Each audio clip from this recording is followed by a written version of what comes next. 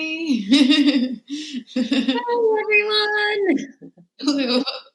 Hi, Lotte. Hey, Ruth. How are Hi. you? Hi. I'm good. How's Europe? Good. Europe seems to be doing well. Currently chiming in from the south of France. Oh, Yeah. it's a hard life. It's a Yeah. hard I life. mean, somebody's got to lie by the pool, and Are you wearing a mask by the pool, or is it okay? Only underwater. Where it's true. So I'm in the south of France. It's true that and we weren't quite sure when we got here from Holland because the rules are different in every country. So it's kind of confusing when you're traveling, and they tend to change every day. So and people even at airports don't always know the latest. So when we got here, we only knew that masks were mandatory on the streets because the pharmacist told us. They said, "Oh, we're going to get fined if you don't wear one, and you will get fined on the street." But then not everybody knew because there's people coming in and out, and things change. So it's I don't know, but now we know. So we wear masks on the street, and in restaurants you wear them. When you walk in, then you sit down and you take them off. So, what's it like in LA currently? It's different, I think, to when you left. I think a few more things are open, and all the restaurants have like panels and screens. And I did go and meet my friend Nadia this week at a picnic table about 20 feet away from anyone else. So we were out, and the waiter was like, had a shield and a thing and a thing. And,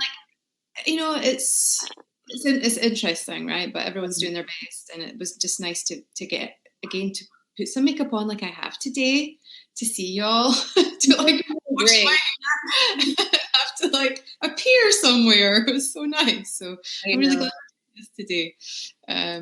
We should probably answer some questions. I know, let's do that. Hello, questions. Hello, people. Hello. So cool. Okay, so maybe let's.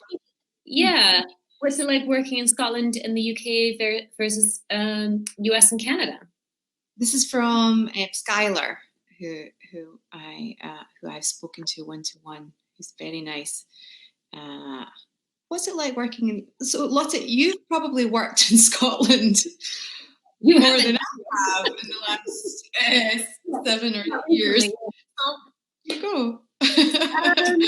I'll tell you what it's like to work in your country.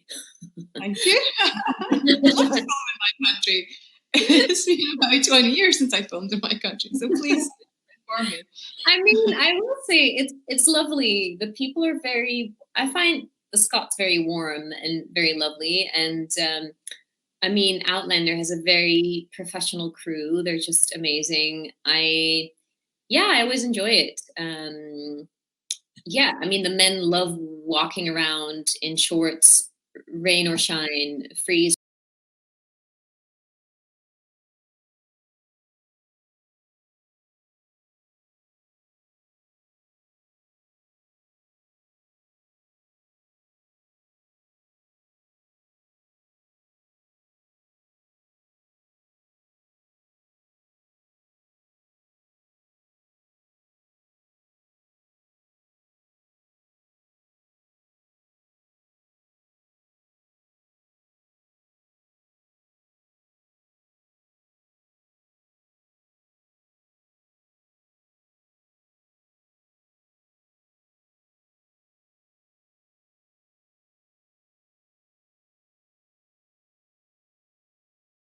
And get some light on our bodies. I think But that's what people. I know. You acclimatize. You do acclimatize. And I love that that you go to that. You sometimes you'd be in Motherwell or wherever you'd be in Scotland, and you'd like phone me from Scotland, and like I'm in Los Angeles. You're like up the Royal Mile, and I'm like, oh, how is Scotland? Yeah, I know. I will say, I did a lot more theatre in Scotland, and I've done a lot more on camera in America. I'm trying to think what the differences are. Actors are actors wherever you are around the world, and that's what's kind of lovely. And wherever you are around the world, the chances are you might know somebody who knows somebody. Yeah. Like you work with John Bell. Yes, yeah. And then Lottie's talking about John Bell, and I was like ringing a bell and ringing a bell in my head, and I go back and I look through my photographs, and I've got a picture of me and him when he's 13 in London. We're at the film. I remember that. That was great. It's such a small, like our community is such a small community, which I sort of love wherever you are in the world. Yeah, it's true. To be really safe, I think. Okay, it's Michelle, whoever Michelle is. Hey Ruth, my name is Car. Oh, I'll ask you the question. Hey Ruth, my name is Car. When you would chant the spells, what language was it? Did you know it, or did you have to learn it? I have to learn it, and it takes me a minute. I've done spells in Latin. Ooh, yeah, I remember that. Yes. Yeah, and spells in Latin, Polish, African, and I have done spells in Scottish and Irish, but also in Italian. And when I had to do a recent spell in Italian, which some of you will know from the Gag Reel, because I didn't say Volvo, I said vulva instead once, and the boys, there's a 5-minute Gag Reel about it. But actually what I did was, because Lotte was in Italy at the time doing a course in Italian, so what I did was send you the script and you recorded it for me. Yes. Yeah, so I have all kinds of help, and then I think I've done the same for you, the opposite with Scottish. So yes. we mix them. I wonder why they never asked you to do one in Dutch. I mean, it's such a lovely language. Super fine language, which is one of my favorite in the whole world. Super fine. Okay, Lotte. This is from Tori, RuthConnell.org. Lotte, if Agent Carter ever came back in any way, would you play Anna again? Of course I would. I love Anna. Yes, my lovely Hungarian character in the 40s. Yes, I loved her. I mean, because I shot The Borgias. This is before we knew each other. This is way ago. I shot The Borgias in Hungary, and I fell in love with Budapest, which is a gorgeous city. So I spent 3 seasons there, 3 times 6 months. So I was quite familiar with the sound of the Hungarian accent and the language. So when the audition came in and I had to tape with a Hungarian accent, I was like, oh, let me call my friend Ildiko, who can record the lines for me with a Hungarian accent. So it's lovely. So I would definitely play that role again. I know people have been asking a lot about Agent Carter, still are, at conventions as well. It's funny because I think it was only meant to be 1 season, that show, and like a mini series. And then they, I think because the fans really liked it, they added another season, but it was never really meant to last. So, and you were going to be either way. They wanted you before and you couldn't do it. And then they found, they got you. I think you were destined to be in that show.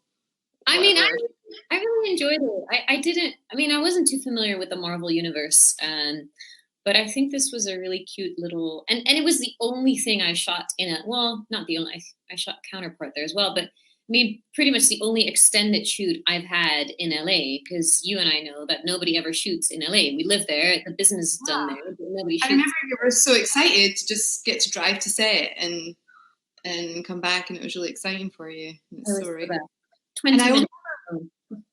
I remember learning something because we watched your first episode. It was like a premiere, and I'd learned the thing about the sock in the door, which I hadn't known anything about, because your character puts a sock in the door. And that's euphemisms are like,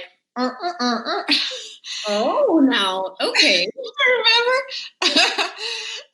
I don't remember that. Was my character getting some private time? You're having some private time with your husband. Ooh. Anyway, moving on. It's funny. What a lovely husband. So, James Darcy. Yes, fine. Okay, good. I forgot that somehow. Okay, so next question. I'm just assuming that this question is for you, Ruth. What's your favorite whiskey? Caitlin Cleeman. Yeah, Caitlin. So I love whiskey. And I like American whiskey. I like bourbon. I do, and I like a single malt. Jensen is quite into whiskey too, and we talk about whiskey. And sometimes, like, he'll order a whiskey, and I'm supposed to guess, and I'm always like, God, if I was really cool, and just it was a movie, I would just be like, oh, it's a Balvenie, and I just know it's whiskey. So I do like pretty much all whiskey, but I like a nice single malt. Do you ever drink whiskey, Lotte? Did you ever have some? I mean, I have a whiskey sour every once in a while. Currently, I'm enjoying a nice Cheers. It's 5 o'clock somewhere. Look, it's way past time here because it's like past 9 o'clock at night. So I feel like good for you, and thank you for joining us so late when you could just be partying. This is from Luma. Ruth, if Rowena would be in the Outlander world, what do you think she'd be up to? Well, I think she'd be up to. Yeah, she'd track down Galus and try and find out some of her spells and potions and magic, and find out some of the herbal stuff and remedies. I think she would. Do you think she would cast a spell on Gale? Do you think they would be enemies, frenemies, or just friends? I think it'd be a bit of a frenemy thing, where they'd be mutual respect, but they'd be weary, but they'd also be like, I could probably learn something from you. I think that'd be pretty cool. We should hit up Ron, right? Yes, we should help them a bit. Yes, Diana, hi, can we work this out? New idea. Okay. Oh, this is cool. Is there a play or musical you can think of that you would love to both appear on stage together? Well, maybe Rowena, the musical. Okay, what about Chicago? Oh, yeah. It could be Velma and Roxy. Yeah. He had it coming. He had it coming. I don't know if you know. I do know Chicago. I know the words Chicago. You do this one. I do the dancing, okay? Well, so singing, we could do a lot of like the talk singing. Yes. And like a lot of acting. We belt it out. Yes, I agree. That's presentation stuff. Yeah. Going on. This is from Krista. Is peanut butter toast and a Spaken Oktoberfest considered a good late lunch? How would you know? Why would we know that? Let's just say that. What's this Spaten Oktoberfest? What's that? Spaten Oktoberfest. Is that a typo? I would imagine. Let's just say that anything with peanut butter is always a good idea any time of the week, right? I mean, yeah. Oktoberfest included. Yeah, green light, thumbs up. Okay. And this is from Flavia Alves. What inspired you to become actresses? Kisses from Brazil. Oi, oi, oi. Oi. Well, I mean, I just wasn't a good enough dancer, really. No, I really liked acting. I fell in love with acting before anything, and then I ended up getting sidetracked into dancing, which I love. Yeah, same, right? You were into acting first as well? That's so funny. When I was 9 years old, I was like, if I could be like Judi Dench, like my life. Oh my God, same. I was 8. That's so funny. Really? I didn't know that. So, yeah. I was so shy and I was not an obviously, and I was a bit stuttery and not a big singer. And so I was 15 years old before I said out loud. Yeah. You know, and I could dance, so I thought doing my dancing I could get into acting, but then eventually I just thought, no, I just need to do acting. Yeah. I think we made good choices. I mean, dance careers tend to be a little shorter, so still love dancing. I mean, we tried last night, but then it's like, okay, no dance floors to be found because then it would involve masks and socially like maybe 3 people in the club, and you know, it's. I do have to say, you're like, some dancers just dance when they're rehearsing, but you're a dancer, like you dance for fun as often as you can. I know you're always like, where's the disco? Let's have a boogie. And I'm a bit more like, I'll do three. And I've always wondered, like, why don't you're kind of like, you know, like I feel a bit self-conscious of myself. I don't know. That's really great. God. Red hair problems? How could we have problems? I mean, come on. No problem with having red hair. The question is Sabrina Brajo. I don't know. Hello, girls. My name is Sabrina, and I'm from Brazil. My question is, do you share the red hair problems? I don't see any problem. Like, Lotte has redder hair than me. I was born with kind of wispy kind of gingery auburn fluff, and my mum thought I was going to be bald because I didn't really, my hair didn't grow properly darker till I was like 4 or 5. So I bumped mine up to make mine redder because I see only good. I see like the redder you are, the better. That's I what I always see. say the redder the better. In fact, I once did a one woman show where it was fully made out of improv. It was called Lollipop. And my director at one point suggested I say as a seduction line, the redder the better. Which I still kind of use and it tends to work. Nobody's ever refuted it. Okay. B. Faria. Ruth, what was the funniest thing that happened to you while recording Supernatural? Could you send a hug to my group, Supernatural Nation? I'm sending a hug. I mentioned earlier, I'm not one for huge crudity. I like crudity, but I'm not very crude. But when I accidentally said vulva in front of 4 infantile grown men, it's just the worst thing you can do, and none of them could leave it alone. And it was on a day that we were in like one of those scenes when you're in a confined space for hours doing 5 people's coverage. Lotte, can you imagine? It was 10 reversals. No. And it was just, we were hysterical, and Alex couldn't get his words out, and I said it to Misha, which was a mistake in Jensen, and it was just, that's and there's a 5-minute gag reel. You should Google it and see how. I mean, the heat coming off of me from laughing, and I'm very professional, and I was so embarrassed. They took them 6 years, but they broke me. And so how can we find this gag reel? If you Google Ruth Connell Lotte. I mean, there it is. I can't believe. Don't do that. Don't make that a Google search. That is not something. Let's make it a Google search. I mean, guys, how many hits do you think that Google search can get, or like that link can get? I mean, I don't know where we're at right now. I should probably Google it right now. I think it was, and if you Google was it the shooting people punting things, that series, I think it's on there. There's a gaggle of reels that we have going on, Lotte. Camille Oliveria.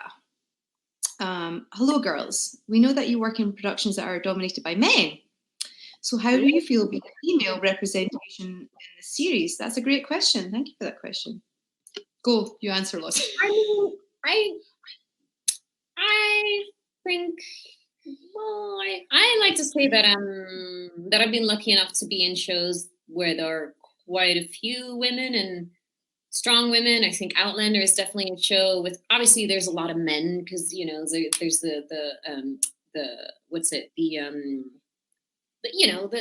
the Scots. What are they called again? Highlanders. Is that like Highlanders? Yes, the Highlanders. So there's a lot of men, of course, but I do think the female characters are, because, you know, there's a female author, Diana Gabaldon, is obviously has made sure that there's interesting female characters and they're strong women. Yeah, so, you know, and I think really the landscape is changing quite a lot, and you know, and I don't think we are the kind of actresses that would be in the sort of shows that are completely male dominated with no single, you know, I think we're both lucky enough to play interesting female characters. But it's a good question because that obviously needs some work still in the industry. Let's be honest. That's, you know. It is. And I do, what I will say that often, and it's also behind the scenes, where Ellen Pompeo from Grey's Anatomy made a great point, you know, when she was doing the variety shoot, and you know, there was more women, but there wasn't as much diversity, and we want the same representation behind the cameras as in front of the cameras. And so often I have been a woman in a situation where it's 90% male and quite a small proportion female. And I have come up against occasionally some situations where the people around me, mostly men, are organizing something, and nobody's asking me what I want so much, and I might come up with a solution or something. And there's just there is a bit of I don't think we credit ourselves, Lotte, sometimes with how much awareness we have just to exist and hold our own sometimes in that room. And I love male company, and I happen to really enjoy being the one girl with 5 guys. Yeah. But I do it from a place of femininity. I don't come in trying to be one of the boys. No. I don't do that. I try and bring my feminine energy Not everyone does, and everyone each to their own. But there is still a little bit of a thought process happens, and often our directors are male, and it's lovely when it's a female director. So there is a dynamic that happens, but it's not always bad. Sometimes it's enjoyable, but for me, it is a little bit of a thought process at times. So what would you, how would you then, if you, for example, have a creative idea, a suggestion for a scene where you feel like they're not necessarily asking you, but you do have a certain idea for the scene or for the line change or whatever, how would you go about it if you feel like there's a male director or, I've been in for example, in a theatre show before where it was a male director, male assistant director, male composer, male choreographer, male lead, second male lead, and I'm there. And I've seen them discussing a prop that's mine. It's a female, like the female's prop. And one of the guys at one point noticing, and that was lovely, he then proffered it. So what I sometimes do on a set is, and this is just me as well, because I'm quieter sometimes on set than I am in life maybe, but I will go to the director on their own. And sometimes it's easier to hear. But the fact that we have to think about these things is telling. But I will sometimes go to the director on my own.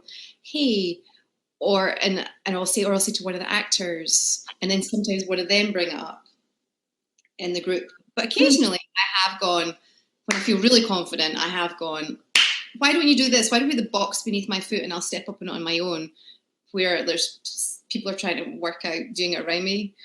Like I've actually done that. So different things work, and I do think people are very open, and sometimes it's up to us to be more confident and to I feel like you're very confident with offering your point of view. Sometimes I ask you for advice about things like that. Because I never even think about strategizing ideas. So when it comes to, and I've been lucky, if I think of more recent situations where I played the female lead, I mean, they only have one female lead, so, they kind of have to listen. So I don't really think about it. So I just say the idea, and sometimes maybe later I realize, oh, I hope I haven't undermined anybody's, but then everybody has a mouth, they can speak, so can I. So, I don't even consider it a problem. But I have been in a situation where I was working with quite a big male star, and he was dissatisfied with something and made that very, clear. And got upset, and then everybody rushed over to make sure that he was okay, whereas I was really not okay in that situation, and nobody even looked at me. In that moment I could tell, okay. But even in that situation I still spoke up and I said, actually, and I think we should do that. I admire you for that, and I also think it's quite a Dutch sensibility that I love, and it's closer to the Scottish sensibility. And sometimes I think I'm err too much in the politeness, and I feel like that's the difference between being in Scotland and America. Like I'm a guest here, so sometimes I'm more polite than maybe I need to be. Anyway, we should probably answer another question. Oh, here's Trickster Angel for you, Lotte. As a fellow native Dutch speaker, what would you have Ruth say to cast a spell? That's a great question. Okay, that's got to be something with a really challenging a couple of words in it. Give me some.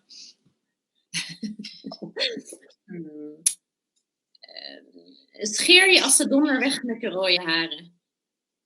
Sorry, the connection's not very good. Can you say that again? Sure. Scheer je als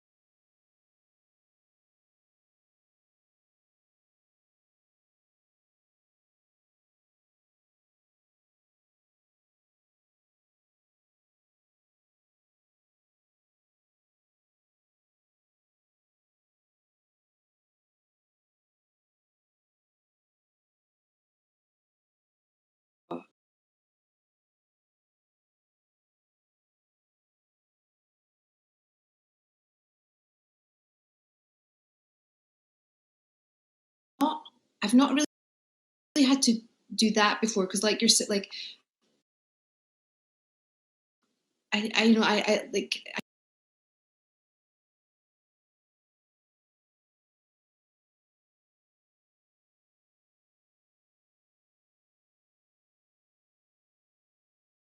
relentlessly unforgiving. Just as an experiment, you know, just I think that that's what we're seeing more, is when we're being allowed to play these characters where it's not about being likable, like Little Fires Everywhere, things like that, where both characters have, there's something difficult about the characters, and to not be likable. And I think it's interesting that those roles are coming up more.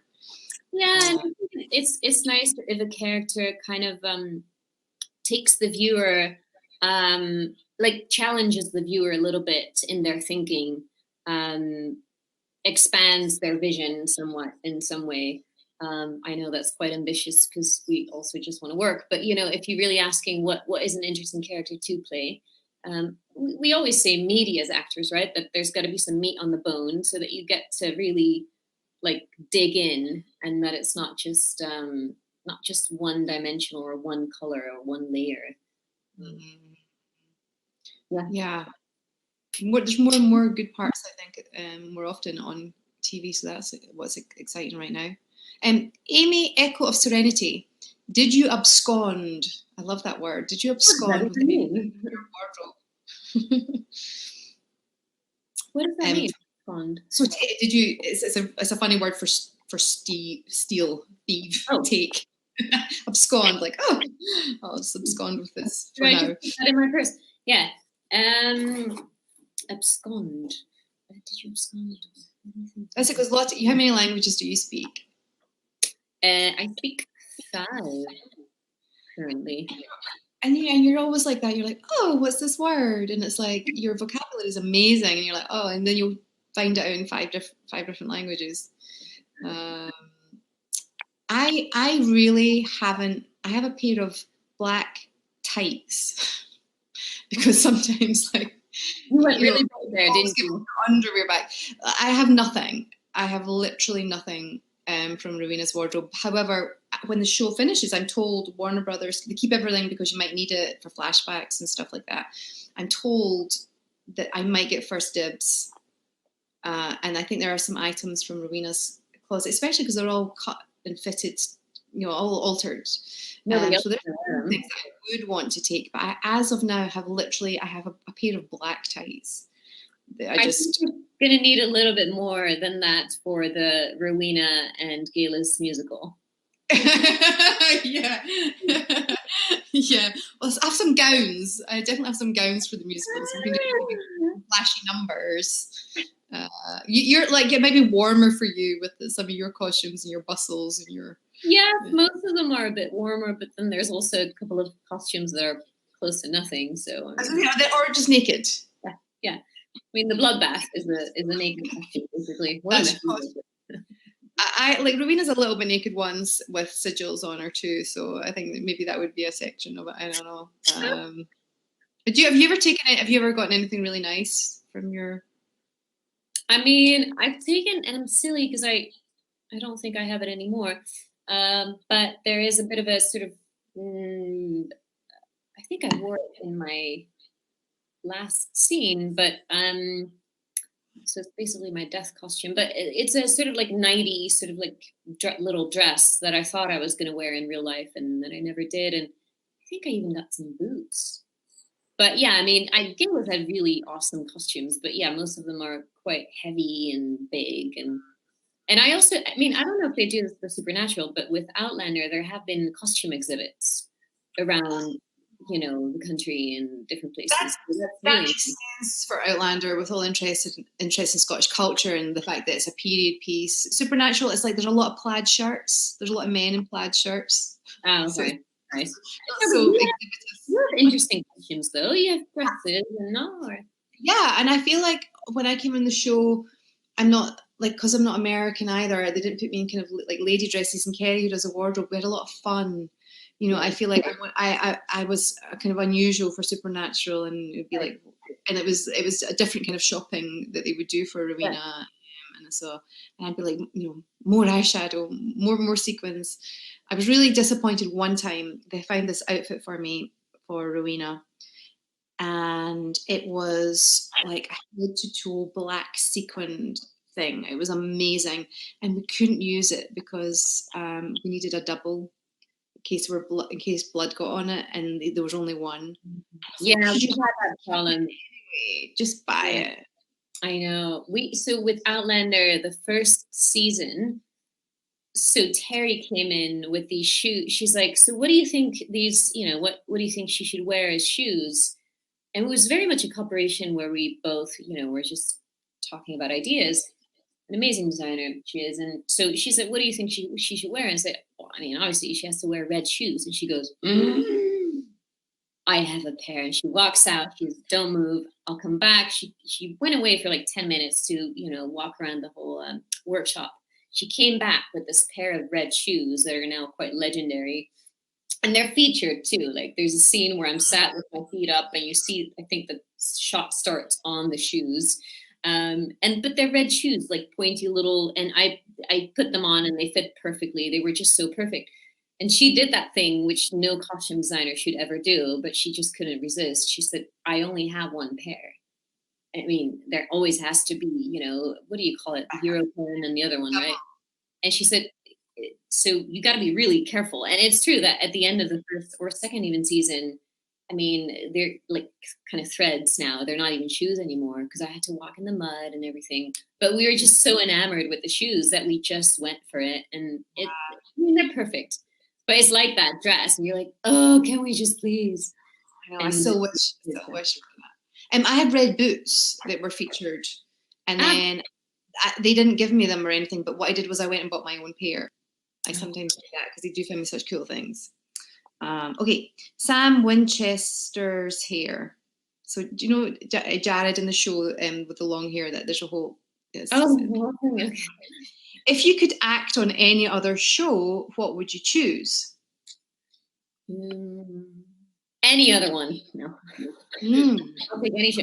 No, I don't know. I mean, what have I been watching? I mean, I think you're exploring more other shows than I am. I mean, Succession. I just adore Succession. And there's so many amazing shows. Handmaid's Tale. Right. Gosh, now my brain's going blank, and there's just so many amazing shows. I'm loving I May Destroy You. I think they could have a cool Scottish character comes into I May Destroy You. Are you watching that? Please, you should watch that. Oh, it's so good. So good. I May Destroy. Okay. I mean, I would love Outlander. It's Outlander. Season 99 or whatever they're on. Yeah, exactly. They'll keep going for a while. I would love to be on... Oh, you know what I would love? There's this French show. I think you've seen it. Call My Agent. Yeah, you told me about that. Yeah. 10%. It's about a talent agency in Paris with some very snob agents and some, eccentric clients, and it's very fun. And I would love to do something in French. So I was going to say, because you've worked in Italian, you've worked in English, Scottish, American, Dutch, but you need to do that. You need to do French. Yeah, that needs. Come on, you're slacking. I know. I mean, I'm trying for a reason. I'm plotting it. Some, way up to. Yeah. I love a French TV show called Engrenage as well. I just was. Engrenage. I love it means spiral or something like that. Okay, Sierra Papanov. Does it influence your real life to play such fearless, strong characters? That's a very interesting question. I like that. I wish. I wish I could take on some of Rowena's feistiness more. It does give you permission sometimes in the moment to be cheekier, playing a cheeky character. It does rub off a little bit in the moment, and she doesn't say sorry, and I really try to find other ways of not saying sorry, like saying thank you rather than sorry, like thank you for waiting rather than sorry. I try because I think that's a great aspect, because I think as women we say sorry all the time, even just as a habit with our vocabulary. Yeah, I find I mean, I don't see that in you. I mean, you have a gentle nature, that's true, but I think you're plenty feisty. I mean, good. I think you have a lot of strength of character. Yeah, but I see what you're saying as a general, as a collective, as women. Maybe it's true that we tend to go to, apologizing. I don't know. I mean, I think there's an interaction between the character and the actor that um, you obviously put your own, impression of the character, so your own take on the character in the character, and that's why you get to play it and not some other actor because there's a match there or something.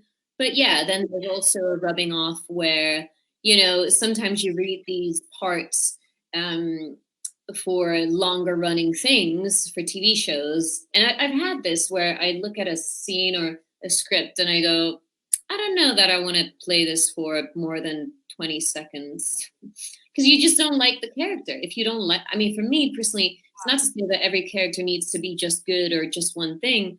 But if a character, if you really don't like the character, I mean, could you play a character that you don't like? So did you watch the Mark Ruffalo drama, This Much Is True?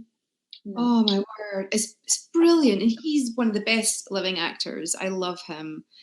Oh my word, this man went through such dark stuff and then even more dark stuff and then even more, and then it got darker and then it got a bit darker and then it was hard and then it got even harder. And there was something about that where I thought, wow, to do that, to film that for so long must be so depleting. Yeah. That like how, and I understand why he took it on. I think there's synergy in his real life with his real life brother and stuff. And geez, there's some things like that I think I would do it. I know I would say yes for the challenge, but that probably there are questions about how healthy playing some of those parts are for a long time, as well as if you don't like the character or playing somebody that's just, playing somebody that's nasty, that's just nasty with nothing redeeming would be hard, I think. That is the thing. There's got to be, however nasty they get or mean or spiteful or all these things that you don't want to necessarily swim in every day, there's got to be something redeeming or a reason where you see why they do what they do. And I find that on some level you need to kind of fall in love with your character or defend them somehow. And if it's a longer running thing for a movie, yes, okay, so you shoot it in a few months and you're done. But like for a TV show, I don't know. I jumped a question with Snips 92. Would either of you be interested in behind the camera roles? Oh, that's true. Yes.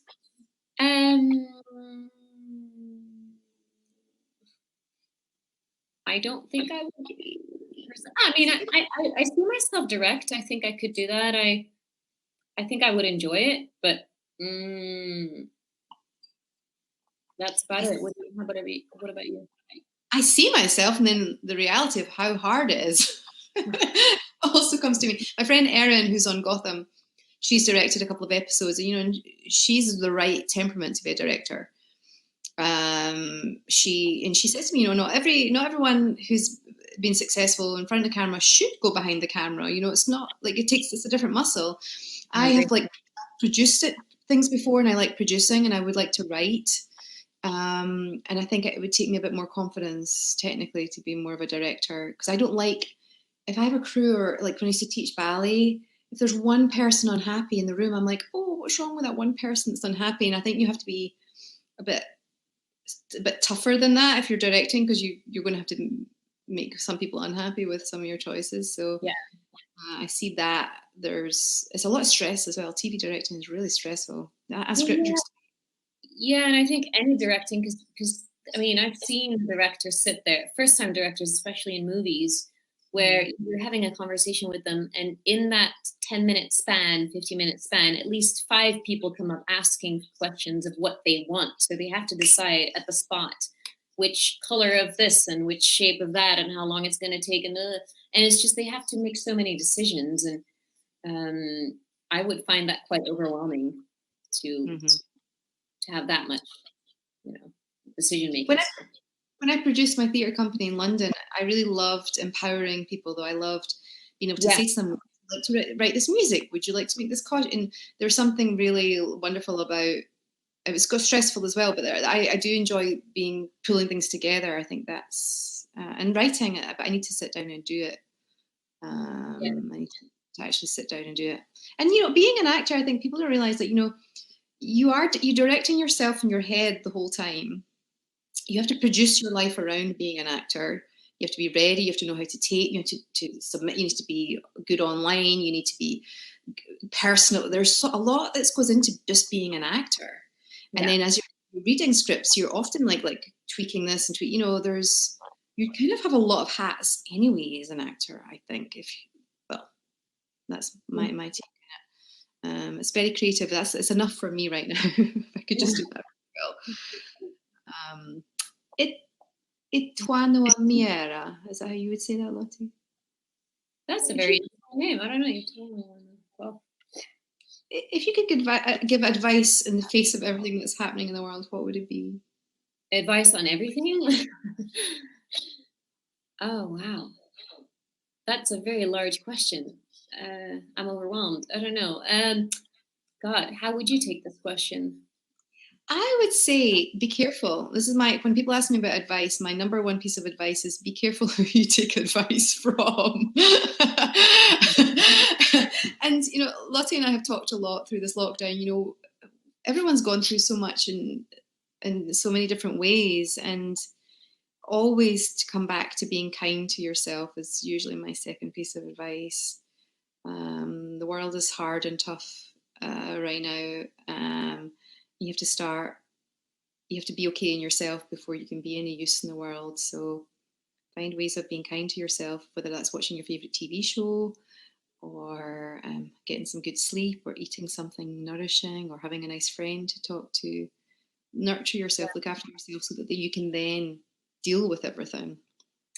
I think that's very good advice. And I think what's interesting is that when it comes to COVID and, the lockdowns and the stay-at-home orders and all that, what I think is interesting is that it forces people to spend time with themselves and to go inward, which I think is a quality that, or, a talent or something that everybody should be doing quite regularly, because the pull outside and the sort of impulses and input from the outside world are huge. If it's only just your device, I mean, it's there all the time. So I think it's interesting that we have an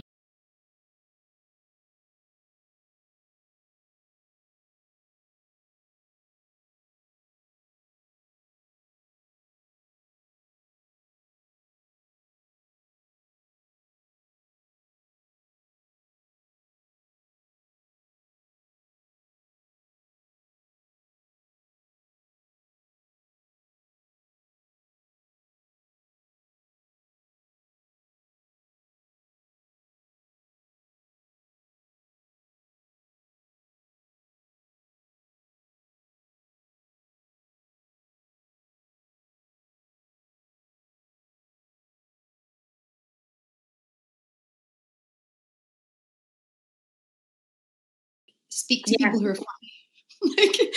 Listen to stuff.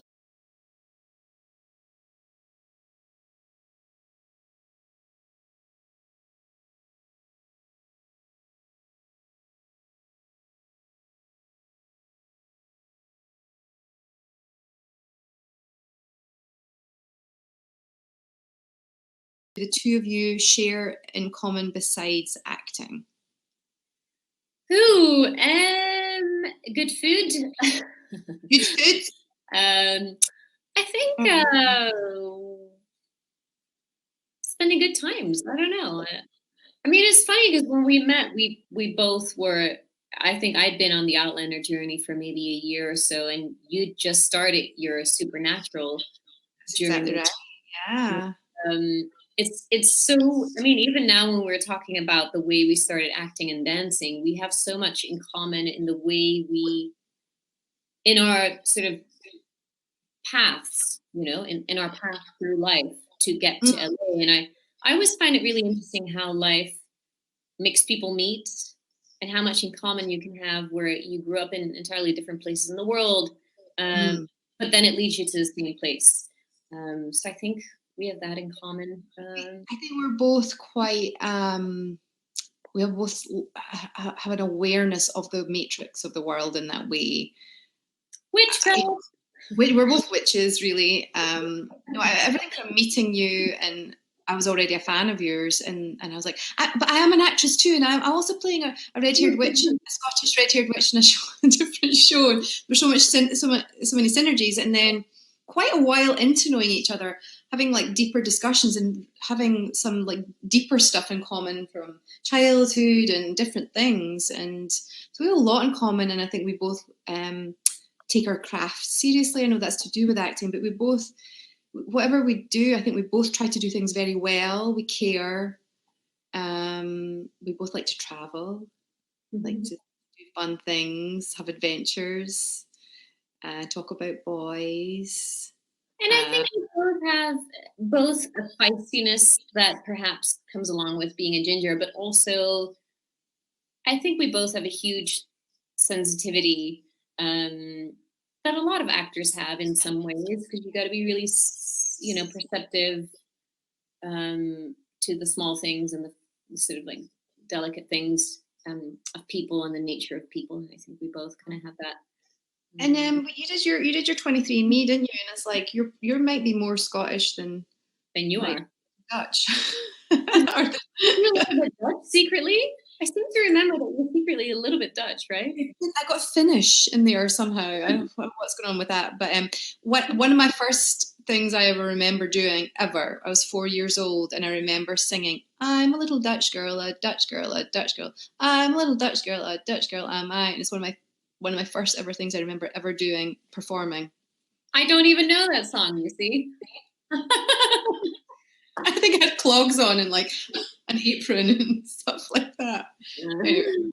Oh, now we have the last question. Nikita Romanov. If as yourselves you either had to live in the Outlander story or the Supernatural story, which would you choose? I mean, honestly, I would take Supernatural because I haven't lived there yet. So, I mean, I would choose it.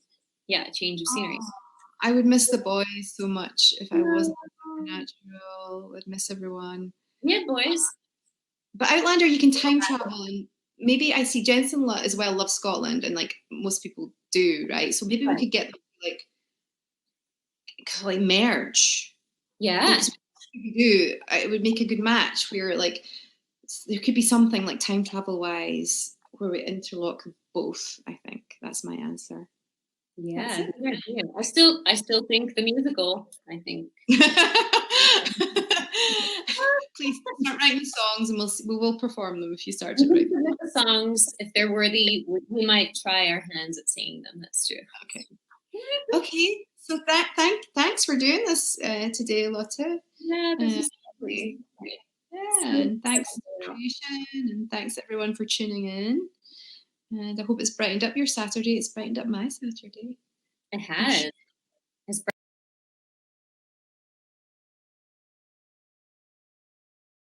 brightened up my Southern French night. Yeah, you're just going to have a great time.